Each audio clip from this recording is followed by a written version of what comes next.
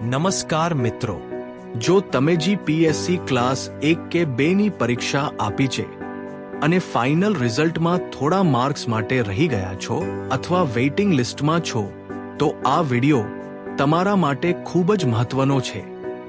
આજે આપણે વાત કરીશું ગુજરાત જાહેર સેવા આયોગ એટલે કે જીપીએસસી દ્વારા બહાર પાડવામાં આવેલી એક નવી અને અદ્ભુત યોજના વિશે, જેનું નામ છે અવસર યોજના।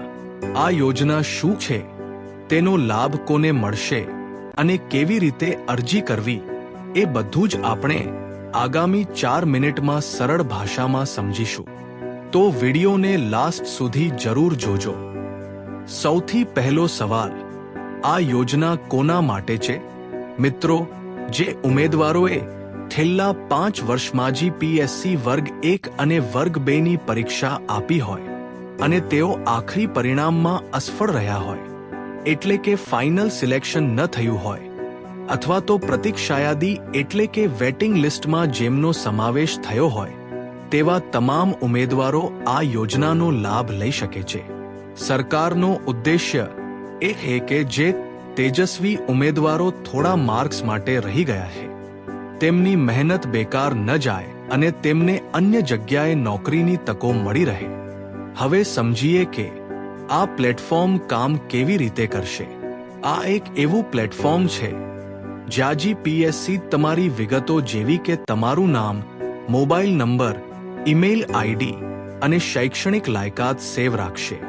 જ્યારે પણ કોઈ સરકારી વિભાગો, જાહેર ક્ષેત્રના એકમો, પીએસયુઝ અથવા આયોગ દ્વારા માન્ય રાખેલી મોટી ખાનગી કંપનીઓને લાયક ઉમેદવારોની જરૂર પડશે, ત્યારે તેમને આ પ્લેટફોર્મ પરથી તમારી વિગતો જોવાની મંજૂરી મળશે।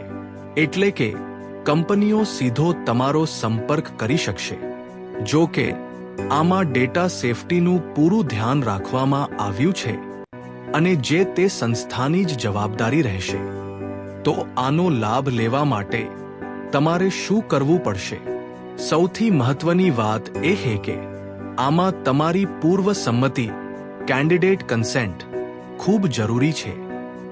તમારી ઈચ્છા વગર તમારો ડેટા કોઈને આપવામાં નહીં આવે। જો તમે ભૂતકાળના ઉમેદવાર છો તો તમારે જીપીએસસી ઓજસ પોર્ટલ પર જઈને અવસર મોડ્યુલમાં લોગિન કરવાનું રહેશે। ત્યાં તમારે તમારો જાહેરાત ક્રમાંક, અદ્વત નંબર અને કન્ફર્મેશન નંબર નાખવો પડશે।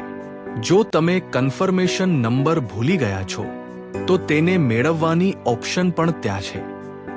સુરક્ષા માટે તમારા રજિસ્ટર્ડ મોબાઈલ અને ઈમેલ પર એક ઓટીપી આવશે। આ ઓટીપી નાખ્યા પછી જ તમારી પ્રોસેસ પૂરી થશે।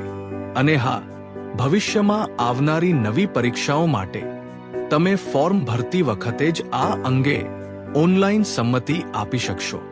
અહીં એક ખાસ નોંધ લેવા જેવી બાબત છે જે આયોગે સ્પષ્ટ કરી છે।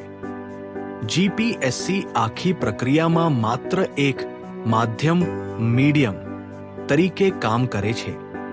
આ પ્લેટફોર્મ દ્વારા તમને જે પણ પ્રાઇવેટ કે પબ્લિક સેક્ટરમાં નોકરી મળશે તેની શરતો, પગાર ધોરણ, સેલરી, સર્વિસ રૂલ્સ કે ભવિષ્યમાં કોઈ કાનૂની વિવાદ થાય તો તેમાં જીપીએસસીની કોઈ જ સત્તાવાર કે કાનૂની જવાબદારી રહેશે નહીં। બધી શરતો તમારે અને કંપનીએ નક્કી કરવાની રહેશે। તેમજ આયોગ પાસે આ નિયમોમાં ગમે ત્યારે ફેરફાર કરવાની અબાધિત સત્તા છે। તો મિત્રો, જે ઉમેદવારો ક્લાસ 1 થી 2 ની ફાઇનલ રેસમાં રહી ગયા છે, તેમના માટે આ એક સુવર્ણ અવસર છે। વધુ માહિતી માટે તમે જીપીએસસીની ઓફિશિયલ વેબસાઇટ અને ઓજસ પોર્ટલ ચેક કરતા રહો। જો આ માહિતી ઉપયોગી લાગી હોય તો વિડિયોને લાઈક કરો, તમારા મિત્રો સાથે શેર કરો અને ચેનલને સબસ્ક્રાઇબ કરવાનું ભૂલતા નહીં। મળીએ આવતા વિડિયોમાં। જય હિન્દ।